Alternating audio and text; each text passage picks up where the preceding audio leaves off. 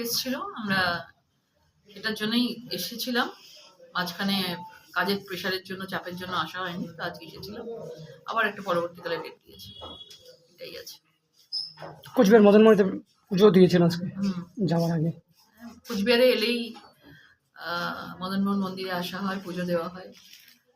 আর পুজো ছাড়া তো কোনো কাজ আমরা শুরু করতে পারি না, এটা আমাদের বিচারধারার মধ্যে আছে, এটা আমাদের বিশ্বাসের মধ্যে আছে।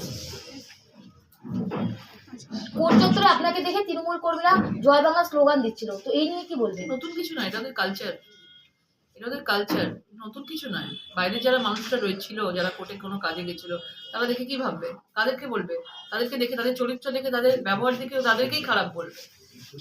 জয় বাংলা বলে স্লোগান দিচ্ছে। বাংলাদেশকে আগে সামলাক তারা, তারপর জয় বাংলা বলবে। একটা মুখ্যমন্ত্রী, তাদের মুখ্যমন্ত্রী একটা বাংলাদেশ নিয়ে কোনো কথা বলছে না। আগে বাংলাদেশ যে হিন্দুদেরকে যে অত্যাচার চলছে সেগুলোকে সামলাক, তারপর জয় বাংলা স্লোগান বলবে।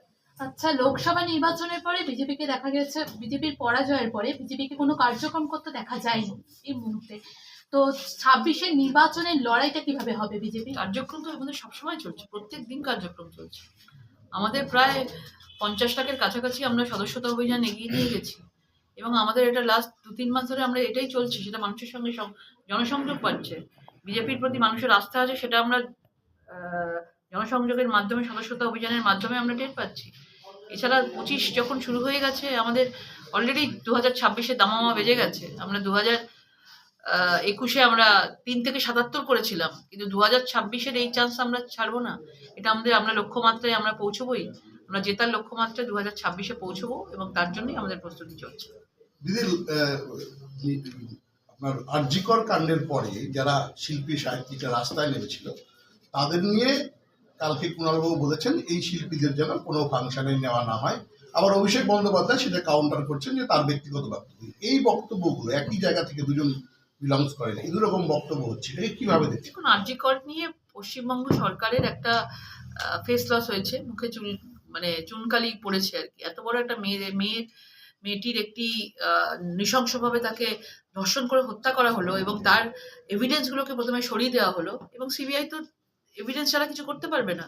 রাজ্য পুলিশ, কলকাতা পুলিশ যতক্ষণ না তাদের হাতে এভিডেন্স তুলে দেবে, যে এবং তাদের জন্য যারা রাস্তায় নেমে প্রতিবাদ করেছিল, আজকে তাদেরকে কাজ নিয়ে নেওয়ার, তাদেরকে পেটের ভাত নিয়ে নেওয়ার পরিকল্পনা চলছে তাদেরকে নিয়ে, এবং এটাই তো করে।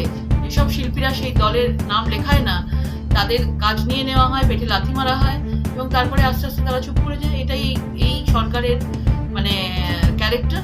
সেই জন্যই আমার তো কথা হলো যে আজকে যে সকল শিল্পীরা, আজকে ইন্টেলেকচুয়ালরা, বুদ্ধিজীবীরা তৃণমূলে রয়েছে, এত তারা বাংলাদেশে এত প্রোগ্রাম করতে গেছে, এত কিছু করেছে, বাংলাদেশের কথা এসে বলতো, পদ্মার ইলিশের কথা বলতো, পদ্মার কথা বলতো, এত হিন্দুদের বাড়ি, তাদের শিল্পীদের উপর এত আঘাত আসছে। চঞ্চল চৌধুরী থেকে শুরু করে আরো অনেক শিল্পীরা রয়েছেন, তাদেরকে আঘাত করা হচ্ছে, আক্রমণ করা হচ্ছে, বাড়ি জ্বালিয়ে দেওয়া হচ্ছে। সেখানে আমাদের ইন্টেলেকচুয়ালরা কোথায়? তারা কোথায়? তারা রাস্তায় কেন নামেনি? তারা একটাও কেন কথা বলছে না? তার মানে কি এরা তৃণমূলের ইন্টেলেকচুয়াল? তাদের নিজস্বতা বলে কিছু নেই? এরা তাদের দলেই নাম লিখিয়েছে, মানে তারা পারিশ্রমিকের বিনিময়ে কি তারা রাস্তায় নামে? এটাই হচ্ছে প্রশ্ন। একাধিক মতভেদ থাকতে পারে, কিন্তু সেটা খুনোখুনি কেন? খুনোখুনি যে কোনো রাজনৈতিক দলের মধ্যেই খুনোখুনি, এটা আমরা আশা করি না।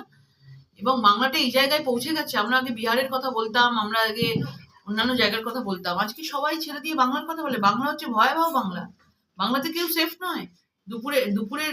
দিনে দুপুরে গুলি চালিয়ে দেওয়া হচ্ছে, সে তৃণমূলের নেতাও যাই হোক, সে তো বাংলারই।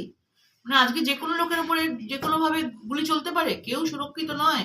আর পুলিশ তো তার পুরো তৃণমূলের হয়ে কাজ করে। এটাই বোঝা যাচ্ছে যে এই বাংলা সুরক্ষিত নয়, এই বাংলা বন্দুক গুলির বাংলা হয়ে গেছে। আচ্ছা, 9টি বিধানসভা কারা অভিযোগ করছে? লোকসভার সময় তো এটা প্রত্যেকের নামে অভিযোগ তারা করতো, যে টাকা এমপি ল্যাডের এসেছিল আমাদের, আমরা 1 টাকাও শূন্য, 0 অ্যাকাউন্ট পড়ে আছে। এবং আমাদের যারা বিধায়করা রয়েছেন তারা প্রত্যেকে কাজ করে, কিন্তু সেটা একটা নামে রটিয়ে দেওয়া হয়। আজকে তৃণমূলের লোকেদেরকে দেখবেন, আজকে পুরো বাংলাটাকে দেখুন না। আজকে এই সরকারের আমলে বাংলা কি হয়েছে? কোন শিল্প এসছে? কতজন চাকরি পেয়েছে? কোন ডেভেলপমেন্ট হয়েছে? কিচ্ছু হয়নি। আগে বাংলাকে দেখুন, তারপর সরকারকে দেখুন, তারপর বিজেপি বিধায়কদের কথা বলবেন। আর তাদেরকে কি কাজ করতে দেওয়া হয় আদৌ? তাদের কি কাজ করতে দেবে তাদেরকে? তাদের ফোনই তোলে না ডিএম সাহেব, ফোনই তুলবে না, কথাই বলবে না। তারা কাজ করবে কি করে? কাজ করলে জায়গাটা তো নষ্ট করে ফেলে। কাজ যদি করে তাহলে তো বলবে বিজেপি বিধায়ক কাজ করেছে, আর তাহলে তো তাদেরকে আবার বেশি করে মানুষ ভোট দেবে, তাদের নাম হবে। সেই জন্য ওরা চায় যে কাজটাই ওদেরকে বন্ধ করে দেবো। বিজেপি বিধায়কদের কোনো দোষ না, এটা এই রাজ্যের সরকারের দোষ। আজকে দেখলেন তো পার্থ চট্টোপাধ্যায় জেলে গেছে রিক্রুটমেন্ট স্ক্যাম। বিভিন্ন জায়গায় বড় বড় স্ক্যাম হয়ে রয়েছে, এডুকেশনের থেকে স্বাস্থ্য সবকিছুতে একটা বিরাট রিক্রুটমেন্ট স্ক্যাম রয়েছে। আর এখান থেকে মানে এই সার্টিফিকেট এসসি সার্টিফিকেট দিয়ে দিয়া এগুলো একটা ভীষণ মানে ফ্রড কাজ, সেটা তো বাংলাদেশে হয়।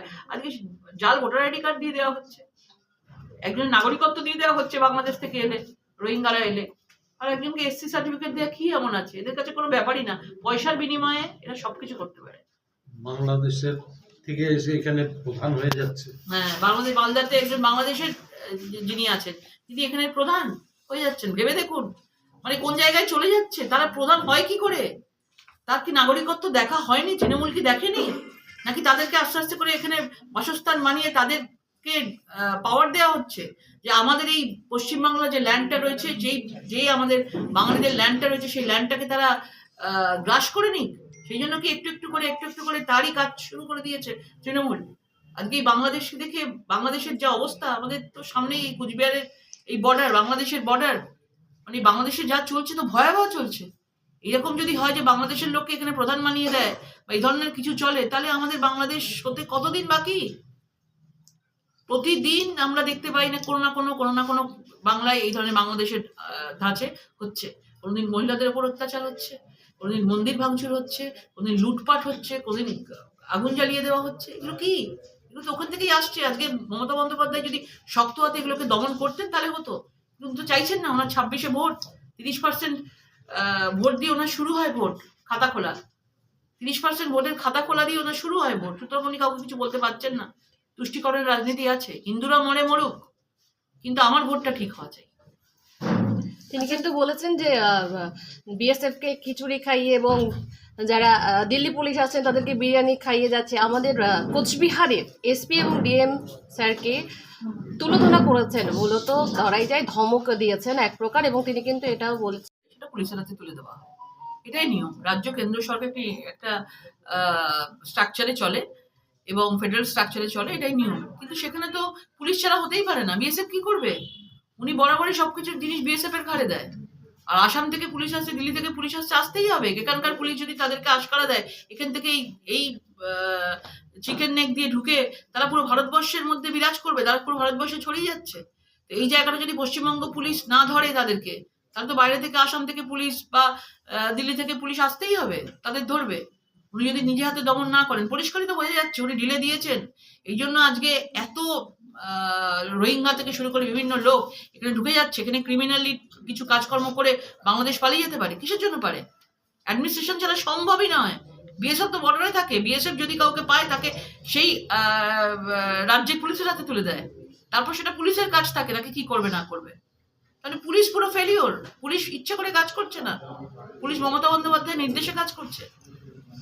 ঠিক আছে, চলো।